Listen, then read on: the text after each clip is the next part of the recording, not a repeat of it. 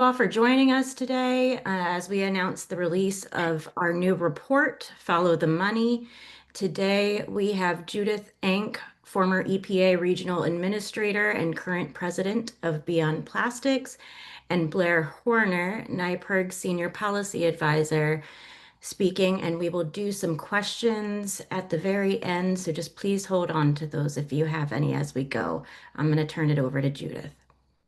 Thanks, Melissa. Good morning, everyone. It's great to be with you. We are releasing this new report, the David versus Goliath battle to pass the Packaging Reduction and Recycling Infrastructure Act. We know because we were in the legislature through the very final hours of the legislative session that reducing the use of plastics has become a high stakes, high dollar adventure in the halls of Albany. On one side of this issue is this immense coalition of local governments, environmental organizations, faith leaders. We also know that according to a Siena poll, 73% of registered voters that they polled support this bill. But on the other side of this debate are giant business interests that want to maintain the status quo. Companies like ExxonMobil, Shell, Dow, McDonald's, Amazon, all names that you're familiar with. None of them are particularly committed to changing the status quo. The status quo means that New York landfills are filling up rapidly. Garbage incinerators that operate mostly in environmental justice communities are polluting our air, including releasing greenhouse gases. Tax dollars are being spent disposing of single-use plastics that can't be reused or recycled. And perhaps most importantly, scientists have found plastics building up in almost every part of the human body. Plastics have been found in our blood, our lungs, kidneys, placenta, breast milk, testicles, and our brains, crossing the blood-brain barrier. So the status quo is just not acceptable. And that is why the legislature is considering the Packaging Reduction and Recycling Infrastructure Act, which I know you're all very familiar with and tired of hearing from me on. But to quickly summarize, this bill requires a 30% reduction in single-use packaging spread out over 12 years. The original version of this bill was 50% reduction over 10 years. The bill that passed in the Senate is just 30% over 12 years incrementally. The remaining packaging would have to be reusable or recycled by 2052. Okay, that's a really long period to comply. This bill phases out the 17 most harmful chemicals used in packaging. It also does not allow the very questionable technology, chemical recycling, to count as real recycling. And there's a modest fee put on packaging, with that money going to local governments and waste haulers to cover the cost of disposal.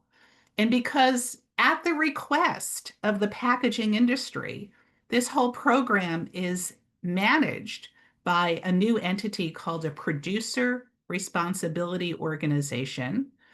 And because of that dynamic, a new Office of Inspector General is established to make sure that the law is complied with.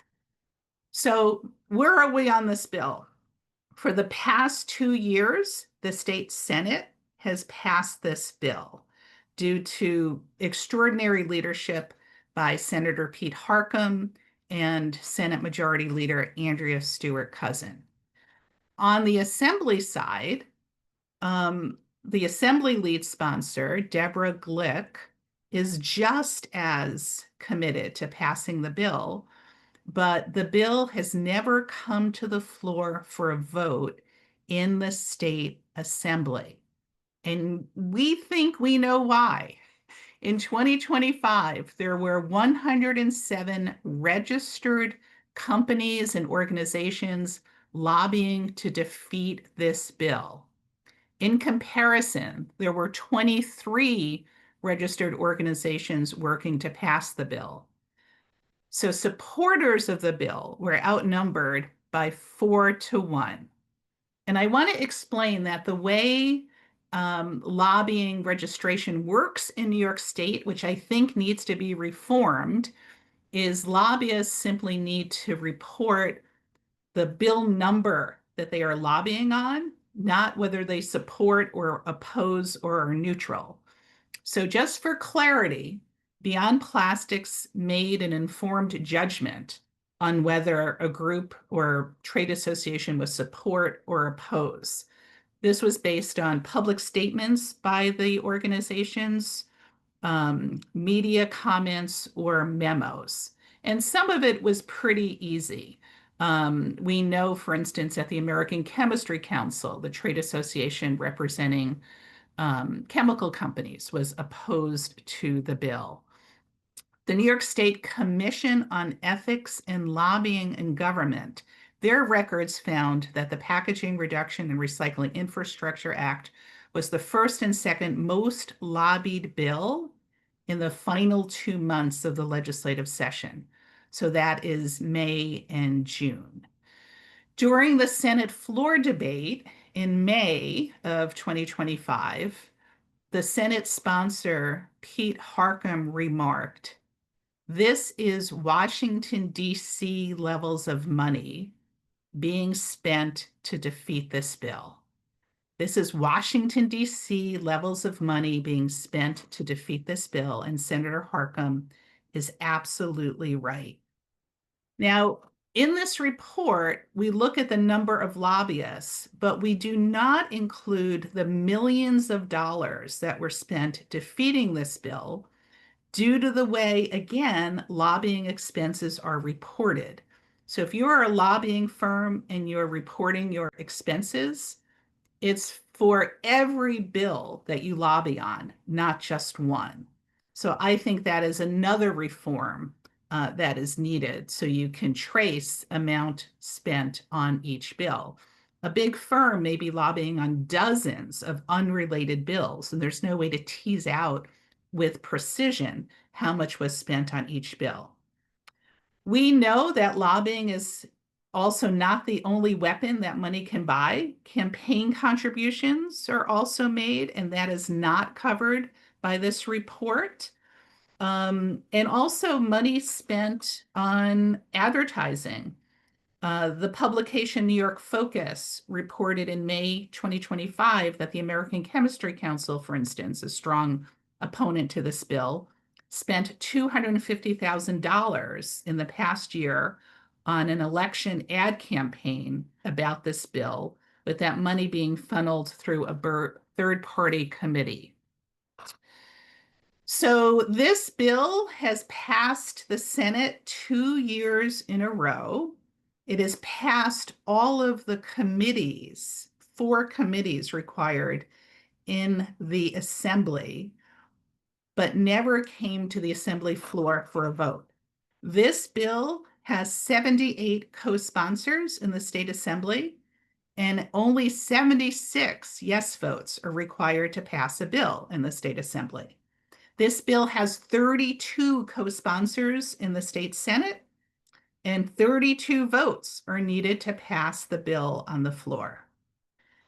Next year, 2026, is an election year. Every member of the legislature, the governor, the attorney general, the comptroller, will all face voters next November. The big question is, will these state legislators pass a transformational bill like this one, or will they buckle under the political pressure of special interest lobbyists? And the immense number of lobbyists are identified in this report. Only time will tell. In the Assembly, because the bill has passed the 4 committees, in January, it starts on the Assembly floor. It does not have to go through all of the committees again due to recent changes in Assembly rules. So it is our great hope that Assembly Speaker Carl Hastie will bring the bill to the floor for a vote early in the legislative session and not leave it to the last night of session, which has been the case for the last 2 years. I'm now happy to turn this over to Blair Horner. Melissa, do you want to introduce Blair? Yep, we're lucky to have Blair Horner with us today. He's NYPIRG's Senior Policy Advisor. Blair, I will turn it over to you. Good morning, everyone, and Judith and team, thank you for inviting me. This report illustrates a classic story of power politics, where the wealthy and powerful use their immense resources to block what's in the public's best interest and to maintain an inadequate status quo.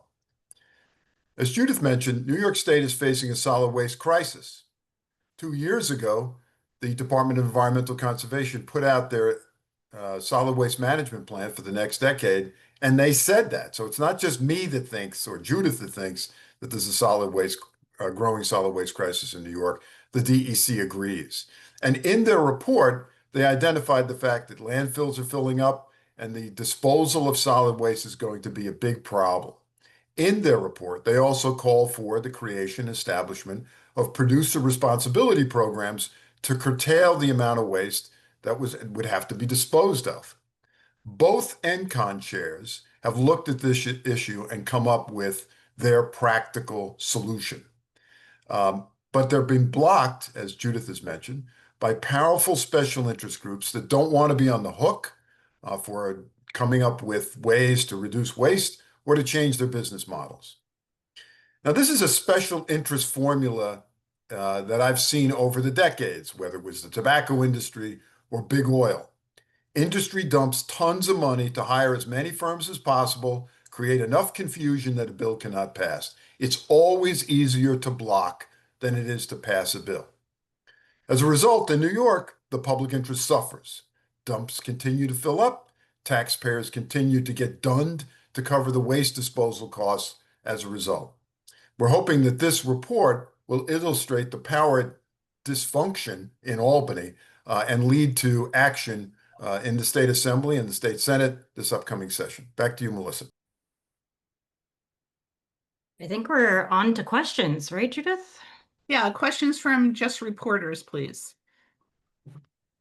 If you all want to raise your hand through the Zoom, I can call on you as we get them. Any questions?